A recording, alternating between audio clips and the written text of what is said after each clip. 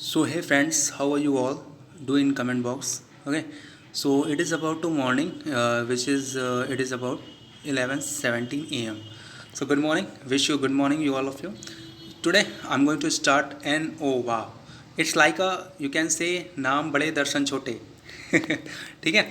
चलो एनालिसिस पढ़ेंगे. ANOVA one way के बारे में पढ़ेंगे. उसके बाद टू वे जो आपके सिलेबस में वो भी पढ़ेंगे. ठीक है. तो आज पढ़ेंगे वन वे. तो एनोवा का फुल फॉर्म क्या होता है? Analysis of variance. क्या क्या वेरिएंस हैं बिटवीन टू कंपाउंड, वो हम डिस्कस करते हैं एनोवा में. ये जो जितना बड़ा लिखा है इसको मैं आसानी से हिंदी भाषा में समझाया देता हूँ, बाकी आप पढ़ लीजिएगा. कैसे क्या लिखा है? Analysis of variance is a collection of statistical model and their associated estimation procedure such as variation among the between groups used to analyze the difference among the groups mean sample. ANOVA was first described by R.A. Fisher. ये आपको ध्यान में रखना है. किसके द्वारा first discover किया गया? R A Fisher. ठीक है. सिंपल सा है. जैसे आपकी कोई पुरानी मेडिसिन होती है और उसी के अगेंस्ट कोई नई मेडिसिन बनती है, तो उन दोनों के कंपाउंड में सिंपल सा ऐसा एग्जांपल बता रहे हैं. ठीक है. तो उन दोनों के कंपाउंड में क्या क्या फंक्शनल ग्रुप चेंजेस हैं, क्या क्या चेंजेस हैं, क्या क्या वेरिएशंस हैं, क्या क्या डिफरेंस हैं, वो चेक आपके एनोवा टेस्ट के द्वारा होता है. डाटा एनालिसिस यू कैन से ऑल्सो. तो वन वे जो होता है. ठीक है. तो ये आपका पॉइंट हो गया. एनोवा क्लियर हो गया वो कॉन्सेप्ट. ठीक है. तो ये आपको याद रखना. आर ए फिशर जो फर्स्ट डिस्कवर किए थे एनोवा को.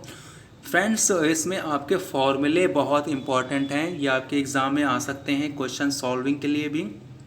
और जैसे ये जो होता है टेस्ट, ये आपके 10 नंबर में आता था पहले, क्योंकि इसका जो सॉल्यूशन है वो काफ़ी बड़ा होता है. ठीक है.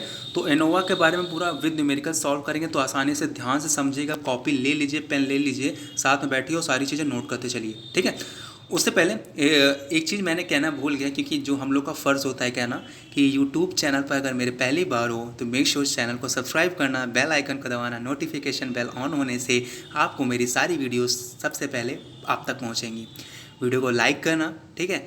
और विद शेयर करना अपने व्हाट्सएप ग्रुप में, अपने फेसबुक ग्रुप में. देखो ये सब कहने की चीज़ें हैं. ठीक है. आप लोग कर देते हो, आई नो. जो कुछ लोग नहीं करते उनको भी मैं जानता हूँ, कोई बात नहीं. लेकिन ये कहा जाता है कि यूट्यूब पे as a you can say ethical होता है कि हाँ, एक वो होता है कि आप लोग की रिस्पॉन्सिबिलिटी होती है कि हाँ ये सब कहना चाहिए. ठीक है. चलो बाकी आप लोग काफ़ी प्यार दे रहे हो. Thank you very much for supporting me a lot. ठीक है. तो this is Mihir Tiwari, like you, student, not a professional teachers. So I will try to do my best which I am improving myself, and I share within you all my notes which is related to final year like biostatistic, pharmacy, preventive pharmacy, regulatory sciences, and all the notes many types of I am share within you. Okay. So formula क्या होता है? आते हैं main point पे. तो formula है आपका पहला sum of square between the sample का फॉर्मूला. ये आपको ध्यान में रखना है, इसको नोट कर लो. ठीक है.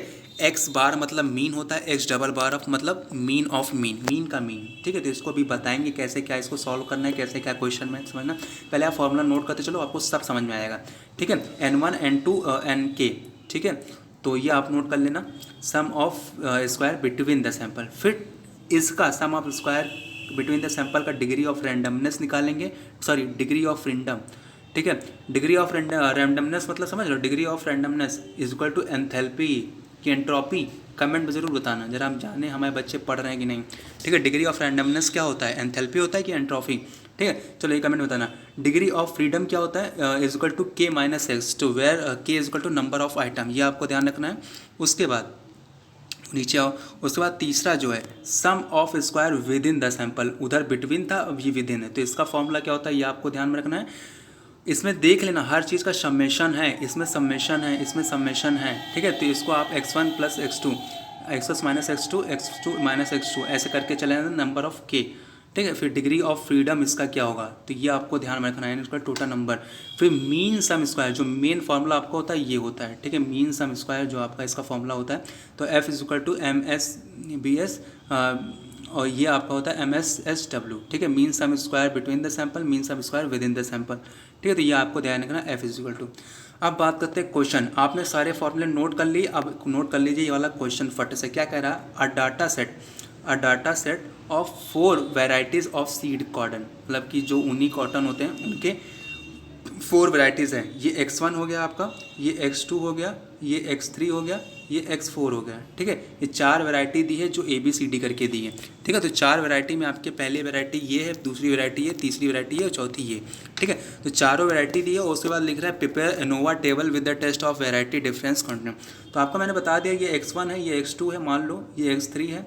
ठीक है, x1 x2 मतलब मीन। ठीक है, तो इसको निकालने के लिए सबसे पहले सॉल्व करेंगे आपका सम ऑफ ए।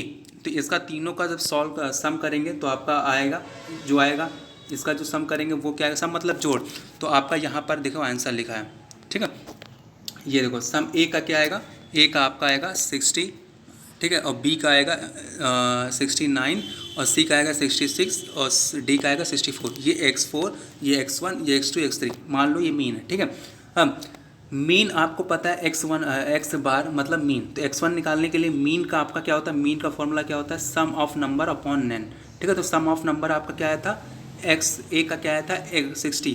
तो x1 आपका मीन निकालें, x1 का मीन निकालेंगे तो आपका क्या आएगा, x1 का मीन मतलब समझ रहे हो, आओ समझाते हैं। इन सब का सम लिए, तो सम लिए तो मीन आपको निकालना है। तो मीन क्या होता है, sum of number upon number. ठीक है, total number, sum of number upon total number. तो टोटल नंबर यहाँ पर 4 है, 3 है ना, 3 है, टोटल नंबर 3 है। ठीक है, तो ये देखो लिखा है 60, जो आपका सम आया था वो 60 आया था अपॉन नंबर टोटल n मतलब नंबर ऑफ आइटम्स। ठीक है, तो 3 आइटम्स डिफरेंट के हैं। तो 60/3 करेंगे तो आपका लास्ट में x1 का मीन क्या आएगा 20। फिर इसी तरह x2 का निकालेंगे, इसी तरह x3 का निकालेंगे, फिर इसी तरह x4। फिर उसके बाद आपको पता है कि x डबल बार जो होता है वो मीन ऑफ मीन, मतलब इन सबका जो मीन निकला है इनको सबको जोड़ देंगे। ठीक है, तो मीन ऑफ मीन का फॉर्मूला क्या होगा, x1 plus x2 plus x3 plus x4 upon 4 variables. ठीक है, मीन ऑफ मीन। तो यहाँ पर कितने 4 वेरिएबल्स, जैसे कि आपका ये देखो इधर ये देखो 4 वेरिएबल, मतलब इनका तो इनका सब जब टोटल सम कर देंगे तो आपका मीन ऑफ मीन निकलेगा। तो टोटल नंबर अपॉन 4, क्योंकि 4 है, 1 2 3 नंबर ऑफ आइटम 4 है। ठीक है, तो यहाँ पर जब हम मीन ऑफ मीन निकालेंगे तो आपका पूरा सम कर देंगे, जो आपका ये निकला है मीन अपॉन 4, तो आपका ये आंसर आएगा लास्ट में 21.5। ठीक है, ये होता है मीन ऑफ मीन क्या निकला 21.5, ये आपको ध्यान रखना। उसके बाद आपको ये वैल्यू फार्मूले में पुट करनी है। पहला फार्मूला स्टार्ट होता है यहाँ से। ठीक है, तो पहला फार्मूला आपका क्या होगा, sum of square between the sample. तो इसका फार्मूला क्या होता है आपको पता है, क्योंकि n नंबर जो n है वो आपके 4 नंबर है, तो n4 तक आपको ले जाना है।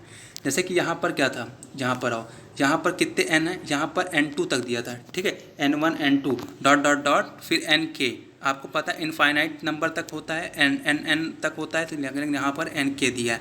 तो इसी तरह वहाँ पर n4 आया था, कितने आए थे, ये देखो n4 आया है, ये देखो n4, ये देखो ये जो है बेटा आपका ये 4 है ना, देखो यहाँ पे ये देखो 4, तो नंबर ऑफ कितने हैं 4, तो यहाँ पर n4 तक आपको लेके जाना पड़ेगा पूरा फार्मूला।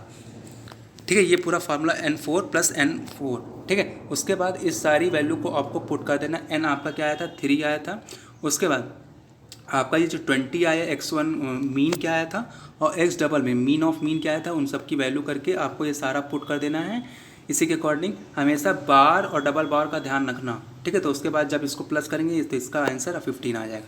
फिर उसके बाद इसका जब ये निकालेंगे फिर आप इसका तुरंत degree of randomness, degree of freedom निकालेंगे, जिसका फॉर्मूला होता है k-1। ठीक है, तो k आपका क्या आया था, k आपको पता होना चाहिए, आपका k है k आपका 4 है, k आपका क्या है 4, तो 4 - 1 क्या होगा 3। ठीक है, तो ये देखिए 4 - 1 3, तो ये आपको ध्यान रखना। उसके बाद आपको 2 निकल गए, फिर उसके बाद आपको निकालना है sum of square within the sample. तो sum of square within the sample के लिए इतना बड़ा जो प्रोसेस किया गया वो काहे किया गया, पहले सबसे पहले आपको बता दें। ठीक है, क्योंकि जो sum of square within the sample का जो फॉर्मूला होता है ना बेटा, वो ये रहा। ठीक है, ये जो फॉर्मूला होता है इन सबका सम, मतलब कि समेशन मतलब सबका सम, और फॉर्मूला ये होता है x - 1 का होल स्क्वायर फिर x - 2 माइनस मीन x2 का होल स्क्वायर, मतलब ये जो फॉर्मूला होता है इसके अकॉर्डिंग आपको वैल्यू रखनी पड़ती है ना। तो इसके लिए आपको इतना बड़ा बवाल करना पड़ता है। सबसे पहले आपको x1 की वैल्यू निकालनी पड़ती है जो आपके x1 वाली रो में दिया था, फिर x2 वाली मतलब जो b की रो में दिया था, आप क्वेश्चन में देख रहे होगे, और b जो c वैल्यू में दिया था, और d जो x4 वो आपकी डी वैल्यू में, जो x4 था वो आपकी डी वैल्यू में देगा। तो सबसे पहले a का निकालेंगे, तो a का निकालने के x1 निकालेंगे तो x - 1 माना मीन x1, मतलब कि जो मीन x1 आया था मीन x1 क्या आया था, मीन x1 आपका आया था, ये देखो मीन x1 मैं आपको दिखाई देता हूँ, ये देखो 60 आया था, सॉरी 60 नहीं 20 आया था। मीन x1 क्या आया था 20 और मीन x2 क्या आया था 23 और 22। ये सब याद रखना, क्वेश्चन समझा रहे हैं इसलिए बार बार स्लाइड को आगे पीछे करना पड़ रहा है, ठीक है। तो आप x minus x1 mean x1 का निकालने के बाद आपका ये जब माइनस करेंगे तो आपका ये आंसर आएगा। उसके बाद स्क्वायर करेंगे, 0 का स्क्वायर करेंगे तो 0 आएगा, 1 का स्क्वायर करेंगे तो 1 आएगा, 1 का स्क्वायर तो ये आपका टोटल 2 आएगा। इसी तरह b का निकालेंगे, इसी तरह c का निकालेंगे, इसी तरह d का निकालेंगे, तो टोटल वैल्यू आपकी सारी आ जाएंगी, ठीक है। समेशन आपका x1 x2 x3 आ जाएगा, ठीक है। उसके बाद हम इस सारी वैल्यू को पुट कर देंगे इसमें आपके फॉर्मूले में। तो ये फॉर्मूला जो है इसमें आपको वैल्यू पुट कर देनी, जैसे आपका समेशन x1 -1 का आया था 2 आया था a का, ठीक है, 1 का 2 आया था और 2 का 8 आया था, 3 का 8 आया था, 4 का 6 आया था, टोटल प्लस कर देंगे तो 24 आ जाएगा। ये देखो आया नहीं था क्या, ये देखो टोटल आया था 2 फिर 8 फिर 8 फिर 6, तो ये सब टोटल आपका यही तो आया था x4 x1। तो ये सारी चीज़ें आप प्लस करोगे, फिर उसके बाद आप 24 आएगा। उसके बाद फिर इसका DF निकालेंगे, तो DF आपको पता है n-k होता है, तो 12 में से 4 माइनस करेंगे तो आपका 8 आएगा, ठीक है। तो यहाँ पे 24 है, ठीक है, तो यहाँ पर आप 12 में से 4 माइनस करेंगे तो आपका 8 आएगा। सो फ्रेंड्स यहाँ पर 12 में से जब 4 माइनस करें तो आपका 8 आएगा। तो यहाँ पर आप सोच रहे हो यहाँ पर 12 कैसे आया, तो 12 कैसे आया, तो यहाँ पर आ जाओ टेबल, सबसे शुरुआती टेबल में। टेबल में आपको पता है आपका k ये पूरा लाइन है और n ये है, ठीक है। तो n उड़े k, तो 4 तिहाई 12, ठीक है, और बाकी k आपका क्या है 4, ये आपको ध्यान में रखना है। तो 12 माइनस 4 तो आपका 8 आएगा, समझ गए। चलो इधर आओ, तो आपका DF मतलब डिग्री ऑफ फ्रीडम निकल गया। फिर उसके बाद टोटल DF क्या होगा, तो टोटल DF आपका एक 8 आया था, एक 3 आया था, तो 8 + 3 क्या होगा, टोटल हो जाएगा 11, ठीक है। यहाँ पर जो आया था आपका वहाँ पर 3 आया था डिग्री ऑफ फ्रीडम, ये देखो 3 आया है, ठीक है, जब पहला वाला निकाले थे। तो यहाँ पर टोटल निकल गया। उसके बाद मीन सम स्क्वायर जो आपका मेन होता है उसमें आपको वैल्यू लिख देनी है, पुट कर देनी है, sum of square between the sample उसकी, फिर DF तो 15 आया था बिटवीन का, तो 15/3 = 5। उसके बाद sum of square within the sample उसका वैल्यू रखेंगे तो 24/3, तो इसका आपका आंसर आएगा 3, ठीक है। तो sum of square between the sample का आपका 5 कैसे आया था, ये देखो 5 आया है, 15 आया कि नहीं आया, ये देखो 15 आया कि नहीं, तो यहाँ पर 15 आपने लिखा 15/3 तो आपका 5 आया, ठीक है। इसी तरह इसका 24 आया था, ठीक है, ये देखो 24 आया, टॉप पर देखो, ये देखो, ठीक है, ये देखो 24 आया, तो 24/3 तो आपका 3 आया, ठीक है। 24 क्या है, 24/8 है, ठीक है, 24/3, क्योंकि यहाँ पर DF2 की वैल्यू रखनी है ना, यहाँ पर DF1 DF2 मतलब degree of freedom 1 degree of freedom 2, ये ध्यान में रखना फ्रेंड, सॉरी मिस्टेक हो गई मिस्टेक, ठीक है। उसके बाद आपका मेन फार्मूला ये है। उसके बाद 5/3 जो आया उसको डिवाइड करने के बाद आपका ये, फिर उसके बाद फ्रीक्वेंसी जो एनोवा टेबल होती है उसको निकाला जाता है, मेज़र किया जाता है, उसको आपको चार्ट गिवन होता है।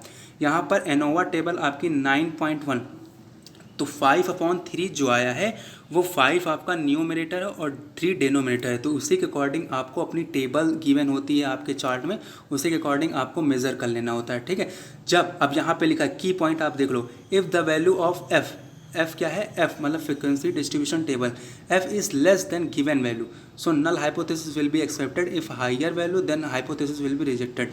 मतलब कि यहाँ पर जो वैल्यू आई है, यहाँ पर जो वैल्यू आई है वो जो गिवन वैल्यू होगी एनोवा टेबल से, जो एनोवा टेबल जब आप देखोगे तो उसमें जो गिवन वैल्यू होगी उससे अगर कम होगी तो आपकी नल हाइपोथेसिस एक्सेप्टेड हो जाएगी, पहला पॉइंट। और अगर ज़्यादा होगी मतलब 9.01 से ज़्यादा होगी, मतलब कि 10 हो गई, 10.01 हो गई, तो आपकी नल हाइपोथेसिस रिजेक्ट कर दी जाएगी, ठीक है। तो ये की पॉइंट आपको ध्यान में रखना, ये MCQ में आ सकता है, ठीक है। तो that's all for the solution of ANOVA, that's all for the today, and hope आपको समझ में आएगा। क्वेश्चन और फॉर्मूले सारे नोट डाउन करो यार, और वीडियोस काफ़ी अभी आनी बाकी है, तो सब्सक्राइब जरूर कर देना, कमेंट जरूर कर देना वीडियो में कैसा लगा, काफ़ी हेल्प हो रही है कि नहीं हो रही है, ठीक है। लाइक करना वीडियो को, शेयर विद योर फ्रेंड्स। तब तक के लिए चलते हैं, राम राम।